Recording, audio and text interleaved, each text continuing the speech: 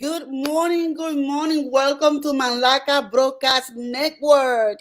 How you guys doing, brothers and sisters, ambassadors? How you guys doing today? So Malaka Broadcast Network is a place where we take worldly themes and match it to what the kingdom says for us to do.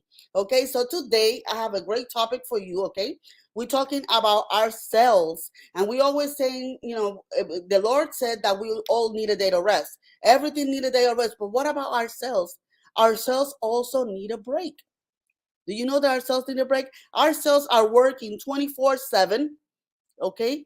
24/7, 365 days a year, every hour, every time they are working all the time, continually welcome, continually multiplying, continually doing metabolic function, continually carrying the garbage and end products and vitamins and proteins and antioxidants and all these chemical reactions that are going and hormonal reactions that are happening inside our cells. All that is happening continuously.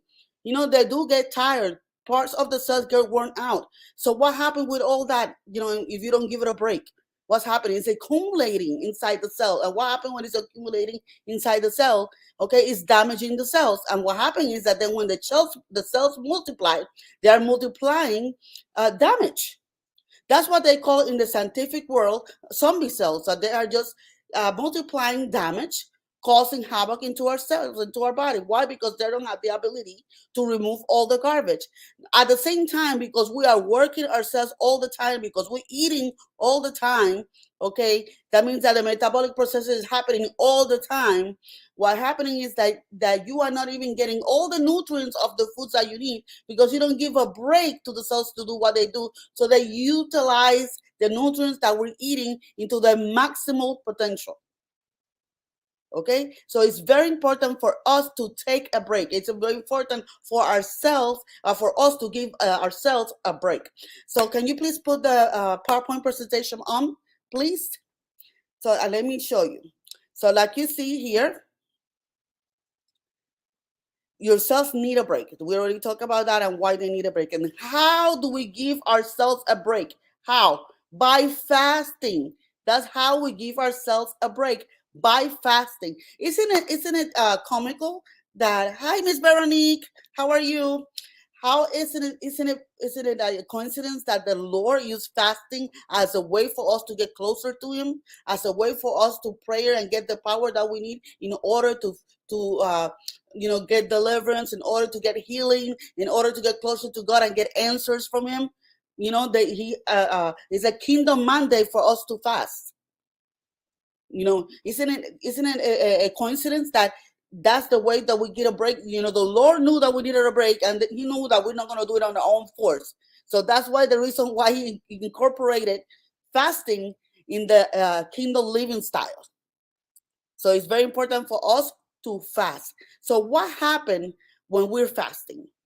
What happened when we're fasting? I'm gonna go by hours, so you know what's happening to your body as we fast. When we go from the 0 to the 4 hours, okay, our body is using all the energy of the and power of the food that we just eat, okay, and the current activity of the cells that are happening. So you see that happening between 0 and 4 hours. So for the last morsel of food that you put in your mouth, to 4 hours. But what happens is that people don't wait 4 hours to go and eat again. So you're eating again and you're eating again, and you're not letting all the process of using up all the energy. So if the energy is not used up, what happened to that energy? Okay, it's carried by the insulin to the liver and converted into fat. Because we are continually eating and eating, you don't even give a break to the cells to do what they need to do to use up all that energy. Then from the 4 to 16 hours of the fasting, what's happening is the catabolic and breakdown phase is happening. That's when all the nutrients start, the body start using all the nutrients and start to break up the nutrients that the cells needs. Okay, and that's when the cells run out of all that glucose and glycogen that already has and start using the fat. And that's when fat burning start happening.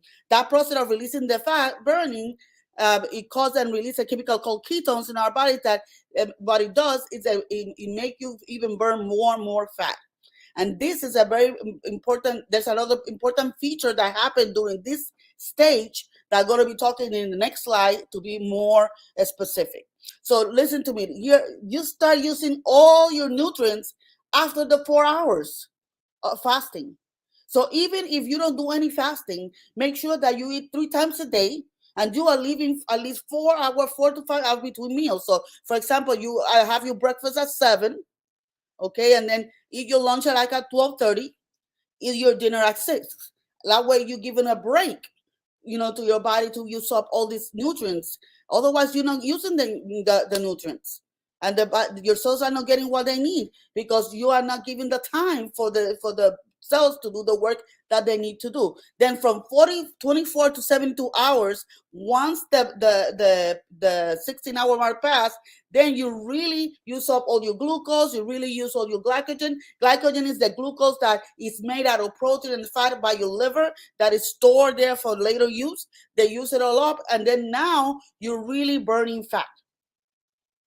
So for those of you that are considering losing some weight, this is a way, that can be, when it's done correctly, of course, a way that you can also use to lose weight.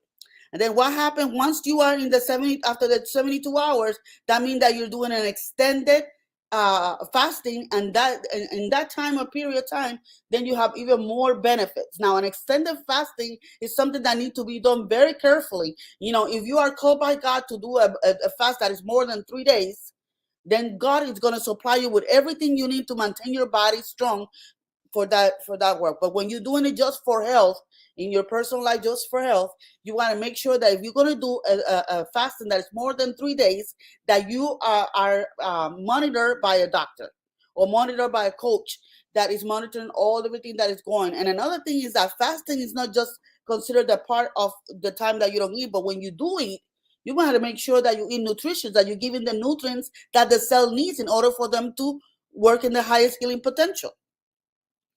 Okay, so you remember that I tell you that in the second stage, from the 4 to the 16, there's another feature that happened during that time, and that's what's called autophagy.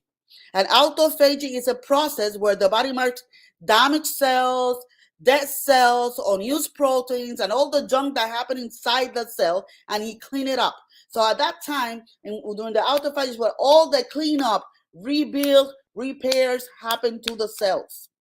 Okay, especially the cells of your brain and the cells of your muscles, they don't multiply and renew as fast as other cells in your body.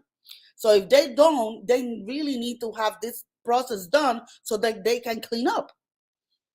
Okay, so that they can clean up.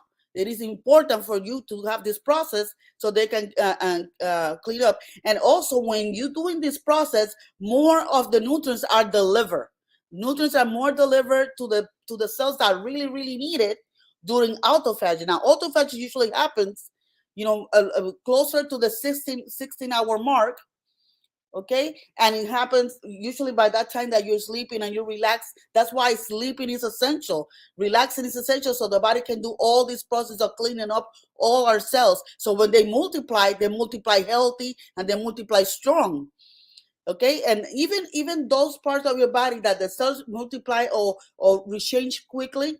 For example, like the cells in your tongues, for example, they're about 21 days. Every 21 days they change. For example, those cells, you really need to also do the autophagy so that the new cells that come in, they come in stronger and cleaner and everything. And the ones that doesn't change that fast, like the neurons in your brain and the ones in your muscles, they really need those that autophagy so they clean up. So it's very, very important for you to let this process done.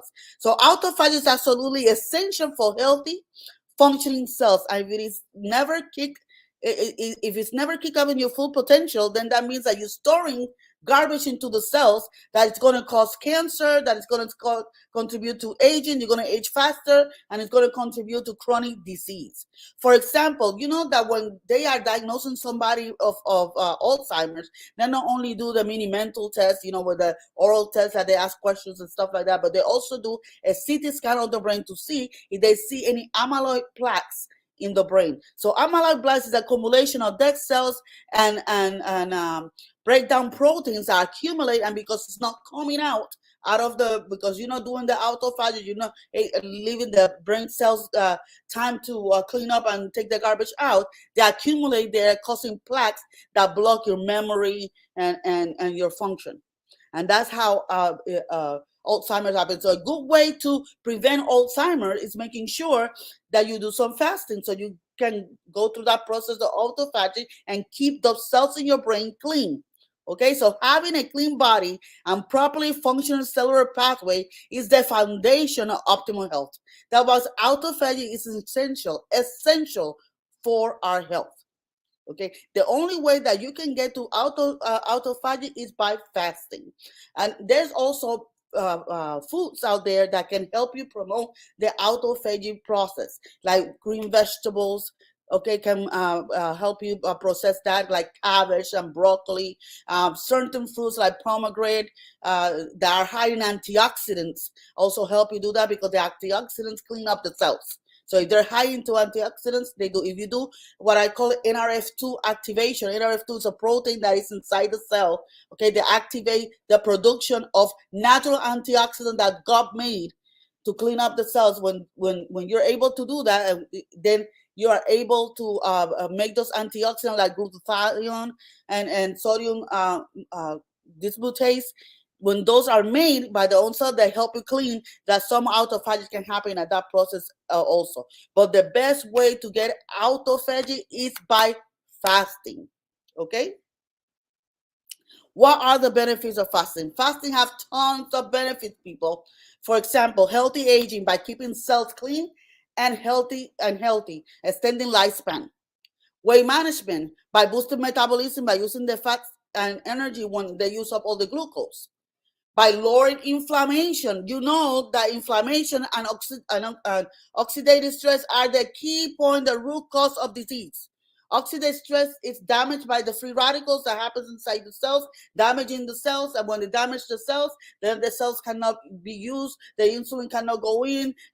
Processes, metabolic processes and hormonal processes that's supposed to happen are not happening because it's all blocked and damaged. When you have inflammation, that means that all the spaces around the cells are blocking the pathways in the cells, so all the processes cannot happen. So when you fast, you lower inflammation. So by that, you're reducing the amount of free radicals in your cells. You're also repairing your cells, okay? And you're repairing the immune system, because now if the cells are looking like the way they're supposed to be, these are muscle cells and they're looking at the muscle cells, now the immune system is not going to attack them, causing inflammation, because those cells are healthy and strong, so it's not going to happen. That is not going to happen. So reducing inflammation and reducing oxidative stress is one of the best benefits that fasting has.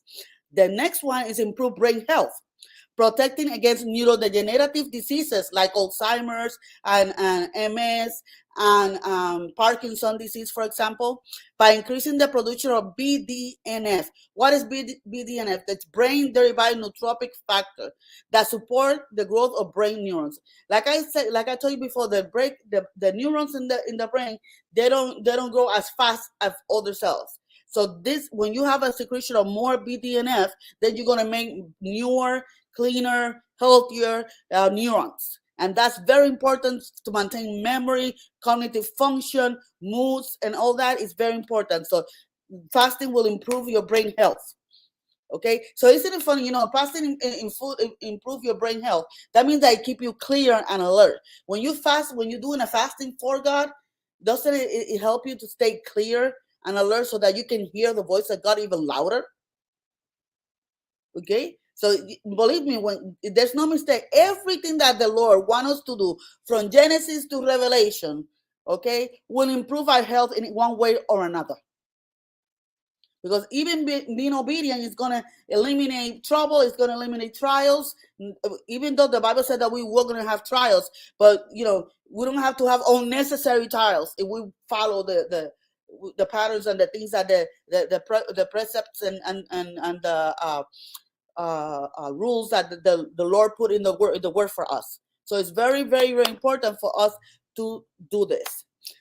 It also reduces heart disease because it lowers your blood pressure, it lowers your bad cholesterol, it lowers your insulin, okay, and it lowers your sugar, because now you're not eating all that sugar, And because you're not eating all that sugar, it give a break to the insulin. And remember that when your insulin is high, and carrying all that sugar over to the cells, and the cell doesn't need it anymore, it's going to convert it into fat. So it's very important. And also insulin is another indicator of high inflammation in your body. Because that means that if you have to secrete that much insulin, that means that you have taken that much sugar. And you know that sugar inflames the body. I mean, if you take all that sugar and the body doesn't use it and they have to turn it into fat, you know that fat causes inflammation. If you want to know if somebody have high inflammation, look at their weight. And they have high inflammation.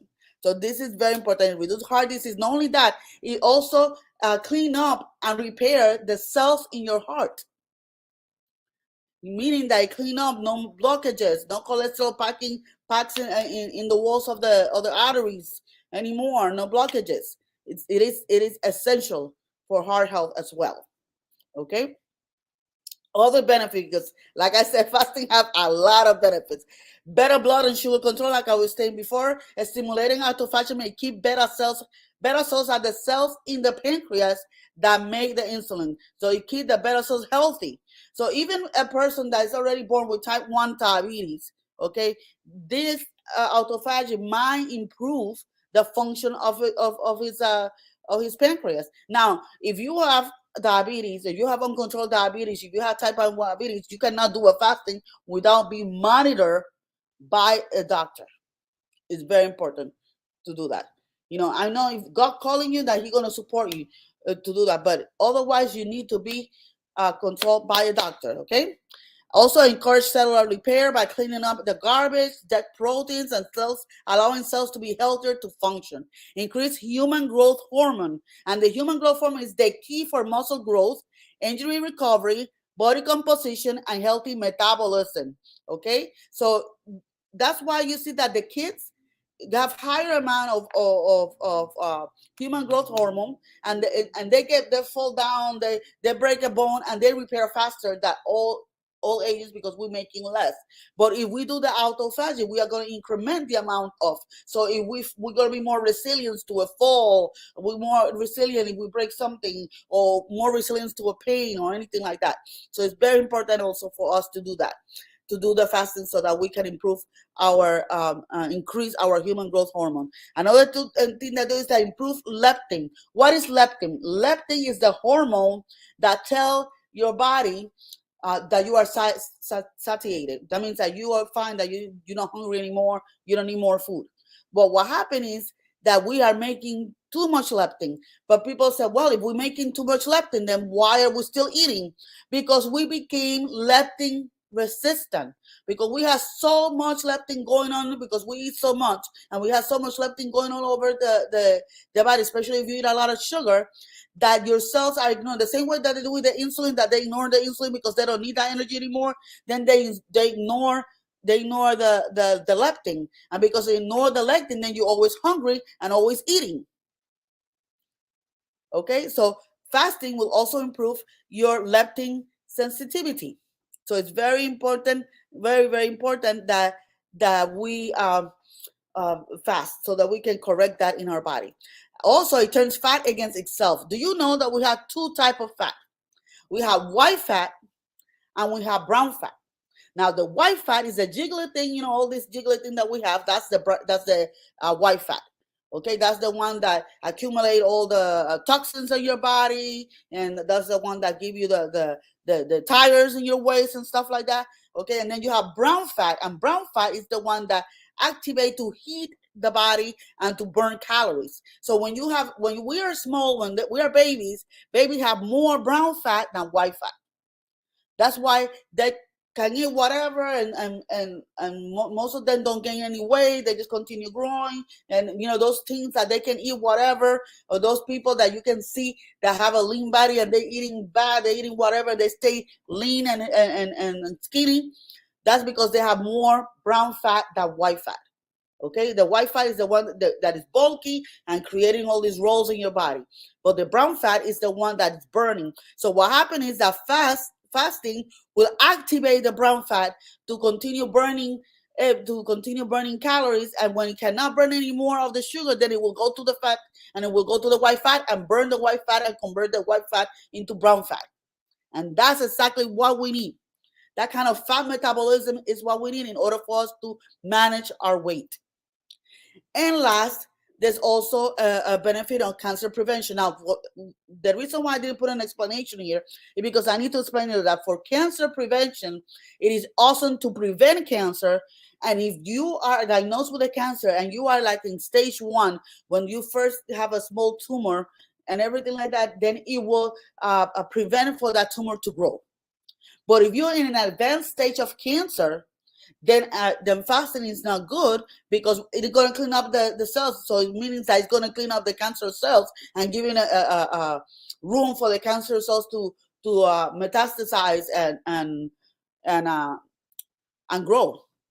So only to prevent cells it's good, to prevent cancer. I'm sorry, and to maybe diminish it if you are in the early stages of cancer. Okay, so be clear about that. Okay. What type of fast do we have available? They have the intermittent fast that involves periods of eating and periods of not eating. The most common is the 12-12, meaning that you eat from 8 in the morning to 8 at night, and then from 8 at night to 8 in the morning, you're fasting. That's the easiest one because you are sleeping. Most of the time you pass sleeping, so it's easy. And I always say when people decide that they want to have a lifestyle of fasting, then you need to start slowly.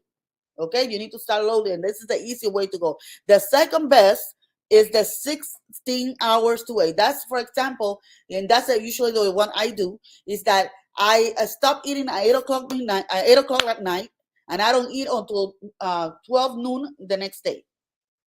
Okay, so people say, "But why are you skipping breakfast? Breakfast is the main meal of the day." Well, listen, I'm having breakfast. I just having it at 12. Breakfast is breaking the fast. I just breaking my fast at 12 o'clock instead of 8 in the morning or 6 in the morning. Okay? So you're just breaking the fast at that time. So it's very important to do that. They have the all day fasting when people don't eat anything for 24 hours. They have the alternate fasting when people fast every other day. They eat well their 3 meals one day, and then the next day they fast. They eat all the meals one day, and the next meal they fast. Okay, they have the 5-2 fasting, which is that for 5 days they eat regular, and 2 days a week they fast. They can do that 2 days a week in a row, or they have it in between the week, not in the row. And then we have the Daniel fast, which I don't, the Daniel fast is a good fast if you're using all those foods that can help you go into the autophagy state. Like if you're eating only vegetables like you're supposed to. So this is a fast that you're not eating any meat, any dairy, any grain, any sodas, any coffee, no candies, no baked goods, none of that, no bread. You're eating just vegetables and fruits. If you eat the right vegetables and the right fruit, then you can activate autophagy. You do that and take the time in between the meals also to give a space for autophagy to happen and for the nutrients to be used, then you can activate a certain amount of autophagy and make that happen.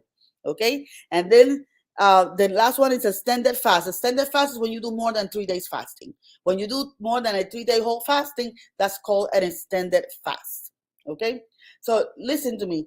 For the people that are listening to me and I'm considering this for the weight loss thing, they say, oh, because they're going to burn fat. Remember that you are not going to get into ketones or ketosis. Let's say you're doing an intermittent fasting, for example. You're not going to get into that state of ketosis if the last meal that you ate is full of sugar. So if you ate, let's say you're doing the 16-8, but at 7:30, 8 o'clock, you ate a plate of rice and beans and plantains, and then you ate some apple pie for dessert, and had a soda or a juice with it, all that sugar.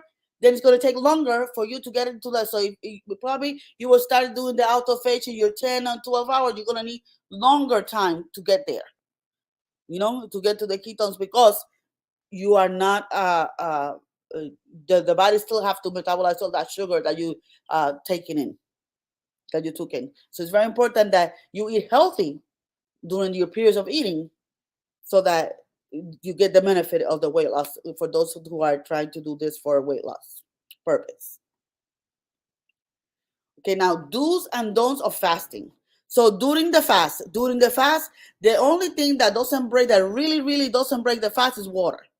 Okay, but many doctors and coaches suggest for people to eat, drink things that have no calories, like teas and black coffee. That means plain mean no creamer, okay, no flavor, no sugar, no. And when I mean no sugar, that includes no stevia or monk fruit or anything. Just plain uh, uh, the coffee or the tea without any sweetener. Okay, no milk, no, not even it's a plant milk, nothing. You just, if you having the tea, then you can do that, and that helps people to stay in compliance because they're putting something in their stomach at the same time. The coffee or the teas, they're using the right teas. They have they're high in antioxidants that help with the cleanup of the cells. They also suppress the appetite, and they're also energy boosters, so it will help you with the energy. So it's the only thing you can take during the fast period.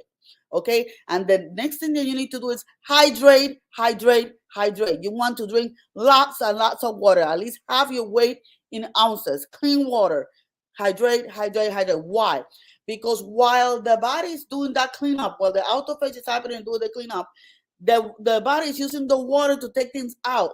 Okay, and things are going to come out through your detoxing organs. You know, the liver is going to prepare, and then it's going to go to your urinary tract, and you're going to let it go in the bathroom. So while you're fasting, you're going to see that you urinate a lot because all the garbage is going out. So if you are dehydrated, then you are blocking the process. So it's very important that when you're fasting, you hydrate. Okay, it's very important. And I know people that under God's provision have fast without drinking any water. But like I said, if God called you to it and you have to use wisdom and your body can't handle it, that's okay. But otherwise, hydrate. Okay? Then during the eating windows, that's another thing. People think that when they do fasting, that means when I go to eat, I can eat whatever thing. No, you don't want to eat whatever thing. You need to give your body the nutrients that the body needs in order to do all the things I need to do. Okay, so you need to eat a high nutrient dense foods like veggies, okay, and fruits and herbs, and things that are healthy. You need to eat healthy. You need to eat whole foods. No chemicals. You don't want to give more work to the body that not only does it have to clean up the garbage that it already had, now you have to work with toxins. So you want to make sure that you don't eating any GMOs, that you're not eating any processed food, that you're not eating that much sugar. Okay, so the body doesn't have to do extra work. And the way that you do this by meal plan. Plan your meals already ahead of time. Plan your meals ahead of time, and that way when you go to the refrigerator, when you go to your pantry, you got healthy options at your fingertips. Okay, so that is very important. Then make sure that you break your fast with a low glycemic meal, like a bone broth, a soup, or cooked veggies, especially if you're doing an extended fast. If you're doing an all-day fast or a 3-day fast, okay, you want to make sure that you start easily. And then not only that, portion control, because now your stomach probably will shrink a little bit and it will not be able to hold as much food as you used before. So you want to make sure if you eat a meal, the first thing after you break the fast, a meal that is high in sugar, you're going to get bloating, you're going to get gas, and you're going to get indigestion. Okay, and you don't want none of that. That's very important that you know that. So who should not fast? Who are the people that should not fast? If you're underweight and your BMI, that is your basic metabolic index, is equal or less than 18, you should not fast. If you are a child or a teen that are growing, that need all the nutrient and all the food to grow everything, you should not fast. If you are pregnant or breastfeeding, you should not fast. What I mean by you should not fast is that you should not do the intermittent fast, or you should not do a whole day fast, but you should do living at least 4 to 5 hours in between meals. That you can do. Okay, So that way you can get your cells to eat, and to be able to use all the nutrients that you already ate. So that is very important. Okay. People that, if you suffer a hypoglycemia, that means that you get periods of low blood sugar, you shouldn't fast. Okay. If you have diabetes, especially if you have diabetes type 1, but also type 2, and it's uncontrolled, okay, you should not fast unless you are monitored by a physician or a holistic health practitioner that know exactly how to monitor. And you don't want to do that. A lot of doctors and a lot of functional doctors use fasting as a method to reverse diabetes, because it works, especially diabetes type 2 and pre-diabetes, and it works. But what happened is that if you decide that you're going to use this method in order for you to reverse diabetes, you have to be open to monitor your sugar more often. That means that if the doctor prescribes you to check your sugar twice a day, that means that you're getting 2 strips. That means that you're getting 60 strips for the insurance every month. You have to get out of your pocket and buy more strips, because you need to monitor your sugar at least 4 to 5 times a day to make sure that you don't go into a low glycemic moment.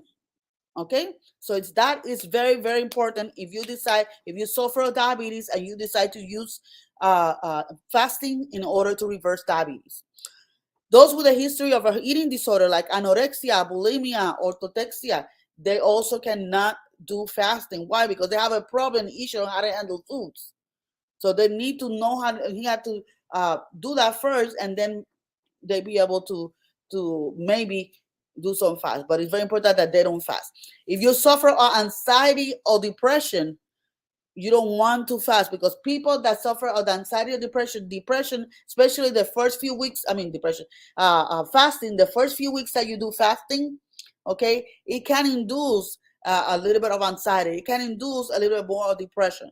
Okay, so that's the reason why you should not fast if you suffer of anxiety or depression, unless you are directed by God and you're doing it for a spiritual reason, not for a physical reason. Okay, a woman that is attempting to conceive, when you are doing fasting, there's some hormonal changes that happen that will might cause infertility. So you don't want to do a fast if you're trying to conceive. Okay, and also if you're taking any medications, there's some medications that you need to take and are required to take it 3 times a day, 4 times a day, and with food, then you cannot fast. And also, if you have advanced cancer, you should not fast as well, because like I told you before, the autophagy will promote, if it is in the beginning of the cancer or to prevent cancer, you can fast. But if you already have advanced cancer, then you should not fast. You should leave like I said, you can make sure that you leave the time between the eating so the cells can do all the work that they need to do. But no, you can do the whole day fast or intermittent 16-hour fast. You cannot do that. Okay, important. So what are the side effects of fasting? Okay, let's go to the first list. During the first few weeks, these are symptoms that happen during the first few weeks until your body get used to the fasting. Once your body get used to the fasting, then you might not have those symptoms anymore. Okay, which means hunger. Of course, if you never fast before, the first time that you fast, you're gonna be hungry all the time. Cravings, because at the beginning you're only thinking about food. Let me tell you, there's no other time that pastors get bothered more than during a fasting. And they never get bothered for them to pray for them. They get bothered about what can I eat, what I cannot eat, what can I eat, what cannot eat all the time. Because you're thinking of food all the time at the beginning. It can happen, mood changes can happen. That's what we talked before, that if you're depressed, you should not start fasting while you're depressed. Headaches also will happen. Feeling cold, altered sleep patterns, bad breath, reduced energy. Yeah, the thing about fasting is the first few, if you're doing the first 3 days or something like that, you might feel the reduced energy. But after your body get used to it, then you're gonna feel a picked up of your energy. Like your energy gets stronger.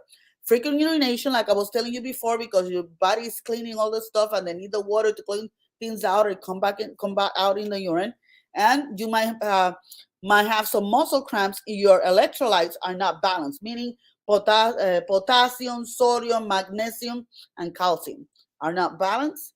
Then you're gonna have you can have some muscle cramps. Now, stop fasting immediately if you become dizzy.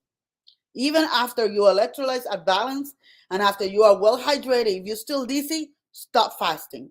If you have consistent nausea, stop fasting. If you're vomiting, stop fasting. If you feel disoriented, stop fasting. If you're having prolonged fatigue or exhaustion, stop fasting. If you're having some of those symptoms, it's not necessarily the fasting that is causing it, it's something else that is going on in your body, okay? That's not allowing fasting to do the work that it's supposed to do, and it's causing those symptoms. So it's very important then for you to get checked so that you are able to fast again.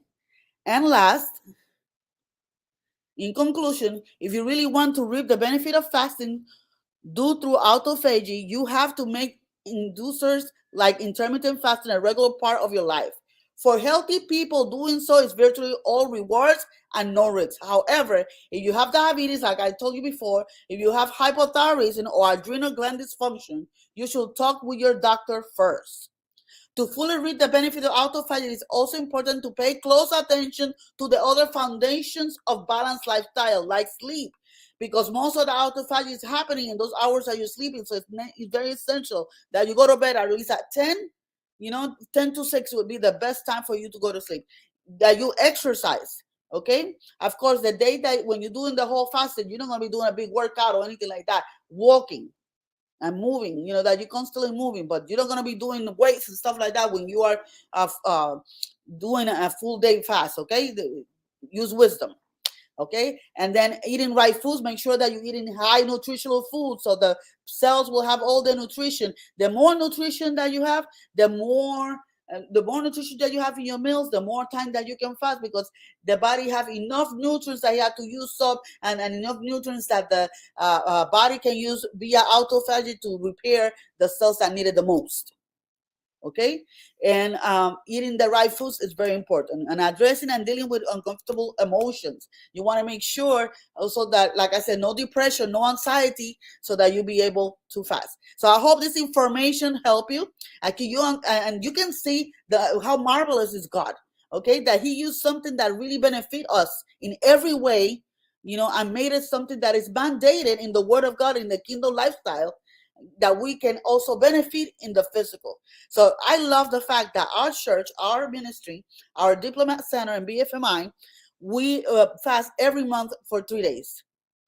Every month, at the end of the month, we fast for 3 days, and I love. And then at the beginning of the year, usually they do it for 7 days, up to 21 days, depending in the different diplomat centers. Every campus is different, but we do that, and that helps us. Not only is helping us stay closer to God and to the purpose that God has for our life, but it's helping us in our health, helping us stay younger, instead of clean our cells, helping us to prevent disease. So it's very important that you do this. Okay. So remember what I always tell you guys, that the doctor is responsible for your sick care, but you are responsible for your health care, okay? So I hope that you have happy holidays, and I see you next year. Bye.